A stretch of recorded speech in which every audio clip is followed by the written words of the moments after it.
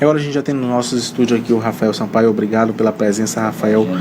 Eu queria saber, assim como nosso internauta, tudo o que acontece sobre o esporte no Brasil, quais as novidades que a gente tem para o esporte e quais as decisões. Já tem decisões aí tomadas? O Flamengo pode ser ganhar mais um título hoje, né? O quarto dessa curta passagem até aqui do Jorge Jesus, viu, Anderson? E realmente está se mostrando aí um verdadeiro papa-títulos, aproveitando inclusive desse momento de pujança financeira e administrativa que o rubro-negro vem passando.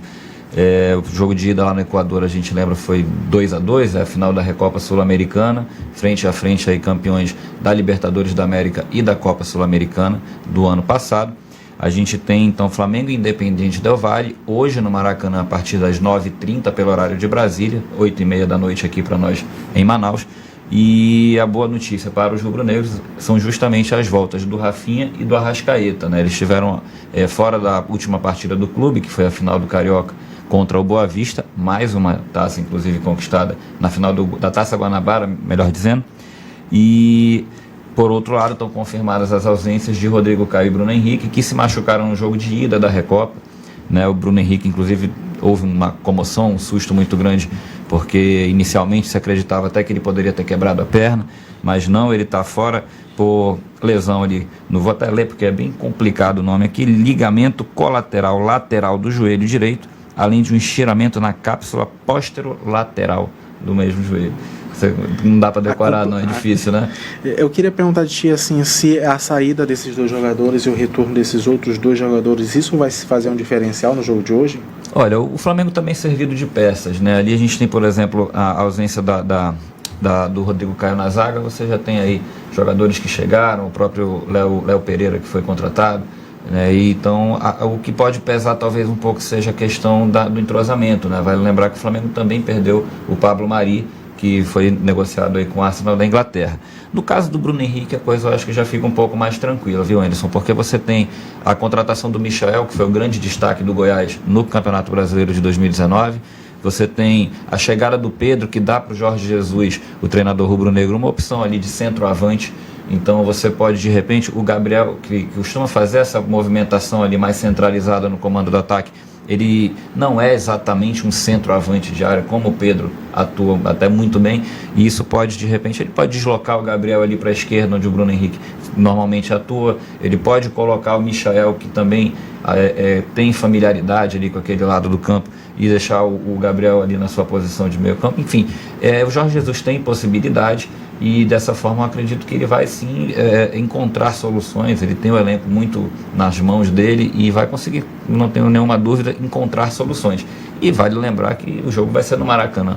O Flamengo está enchendo o Maracanã em qualquer partida, imagina numa final decisiva dessa aí. Além do Flamengo, qual outro time você avalia assim, que esteja numa ótima fase no ano 2020? Olha, na verdade, ótima fase, tá meio difícil da gente acreditar. A gente tem visto um Palmeiras que vem buscando uma melhoria de jogo, um São Paulo que vem buscando também ali, depois de muitas críticas, o Fernando Diniz parece que começa a acertar o time, o Daniel Alves parece que começou também a se mostrar ali já mais acostumado àquela posição de meio de campo, né? Vale lembrar que o Daniel Alves ele é um dos maiores laterais direitos da história, e quando chegou no São Paulo ele veio com a premissa de atuar como um camisa 10 ali, mais centralizado, distribuindo o jogo, né, compartilhando ali os lances de meio campo com os jogadores, com os companheiros. E o Fernando Diniz chegou no final do ano passado, então o Daniel Alves também não tinha achado a sua posição. O próprio Fernando Diniz chegou meio que na obrigação ali de manter o São Paulo vivo na tabela de classificação do Brasileiro para alcançar a Libertadores da América. E agora, com a pré-temporada, com um pouco mais de trabalho, o time começa a mostrar já um desenvolvimento, já começa a entender melhor a ideia de jogo. O Fernando Diniz, que é um técnico bastante diferente do normal, né? Ele gosta muito da posse de bola no pé, não gosta de chutão de jeito nenhum, e isso leva um tempo para ser trabalhado.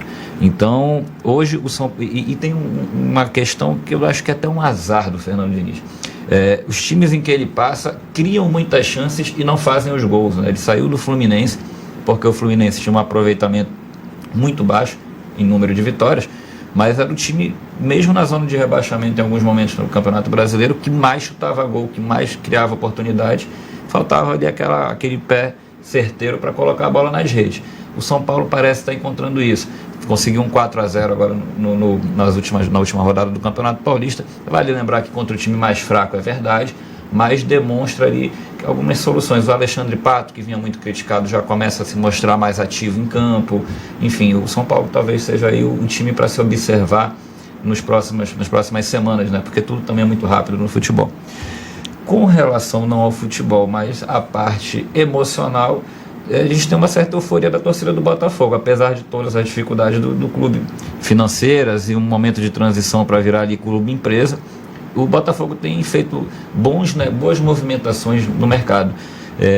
Tem se desfeito dos jogadores com salários mais altos, tem aliviado o seu caixa, tem tentado aí procurar soluções de reduzir a dívida. E no meio dessas movimentações conseguiu trazer o Honda, né, o Keisuke Honda, que é o maior jogador chinês aí talvez dos anos 2000, e tem negociações aí muito bem encaminhadas com o Yaya Touré, que é um craque de nível mundial, claro que já com 36 anos, já vem jogando na segunda divisão da China, mas vale lembrar que no grande time ali do Manchester City, há poucas temporadas atrás, né, já o time do City, o primeiro a fazer 100 pontos na Premier League, ele era o cara do time do Pep Guardiola. Então, assim, é um cara que vindo para o futebol brasileiro, com certeza agrega muita coisa. E você acredita que essas duas contratações do Botafogo, ele deve trazer uma ótima fase para o time? O time precisa ainda de elenco, né? Ele tem procurado qualificar o seu elenco, mas vale lembrar, a folha salarial do Botafogo reduziu muito. Ano passado, mesmo com alguns salários altos, já era superior apenas aos 4 times rebaixados. Isso daí é uma coisa que talvez faça diferença. Mas com certeza a mentalidade muda, porque você traz, por exemplo, o Honda com todo aquela forma asiática de ver a vida, de ver o mundo. Por exemplo, a gente vê notícias de setoristas do Botafogo falando, por exemplo, até no comportamento do vestiário, que tem surpreendido os companheiros, né? Um jogador que quando termina ali os treinos, ele vai lá, recolhe os copinhos de água que são utilizados. Isso são coisas que o jogador brasileiro não é muito acostumado a fazer. E isso pode criar ali um sentimento positivo para que os jogadores comecem a trabalhar. O Yaya Touré, a questão ainda está um pouco complicada. Apesar de o salário que está sendo aí apresentado, né, na proposta para o Yaya Touré ser um pouco acima do teto estabelecido pelo clube, o jogador tem se mostrado até interessado em vir ao Brasil. Pesa um pouco na questão dele, a questão familiar. Durante todo o carnaval, a torcida do Botafogo ficou muito ansiosa, porque se esperava uma decisão para sexta-feira, não foi, não esperava-se para o domingo, não aconteceu. Isso muito por conta de acordo inclusive com o jornalista Fernando Saraiva, do Sport TV, há pouco, no programa Seleção Sport TV, ele falava justamente sobre a questão da questão familiar. O Yaya Touré tem 2 filhos e a esposa, principalmente, está muito preocupada com o ano letivo deles, né? O final do ano letivo em Londres é em maio, ou seja, a torcida que já estava até ficando impaciente, mandando mensagens aí nas redes sociais para a esposa dele, agora começa a pensar que talvez seja um reforço para o brasileiro, que é de fato que vale, é onde o Botafogo realmente tem que focar suas forças esse ano.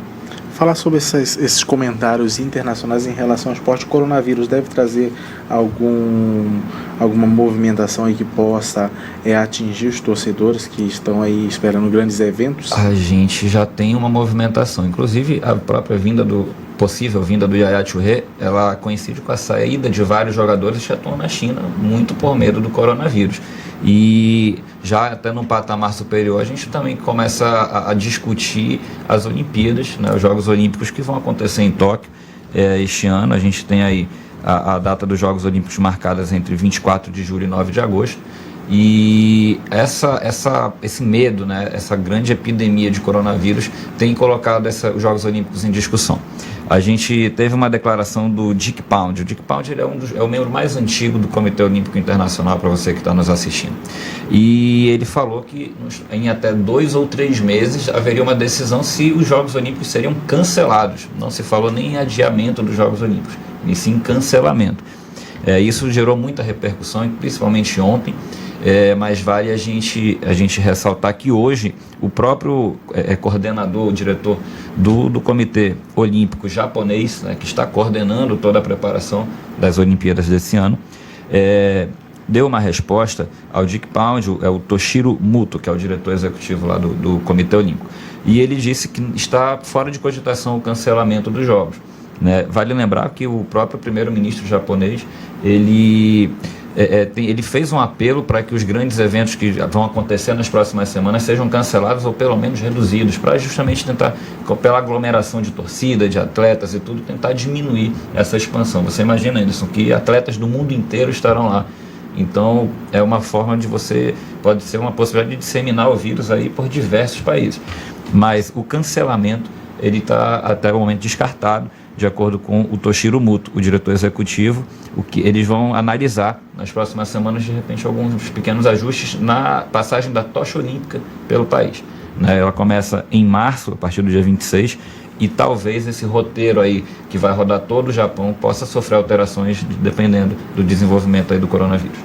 Mas querendo ou não, o que deve acontecer é a diminuição de turistas, né? A viagem de turista para o local, porque agora o turista está meio receoso de viajar nesse momento em que tem essa epidemia de coronavírus. Exatamente, isso daí afeta, como vem afetando, né, já são outros desdobramentos até além do esporte, né, como já tem acontecido na própria China. A China está com sérios problemas aí, inclusive de circulação de moeda, porque até as cédulas já está se falando em fazer uma limpeza nas cédulas, uma esterilização. Você imagina um país cujo dinheiro não pode circular.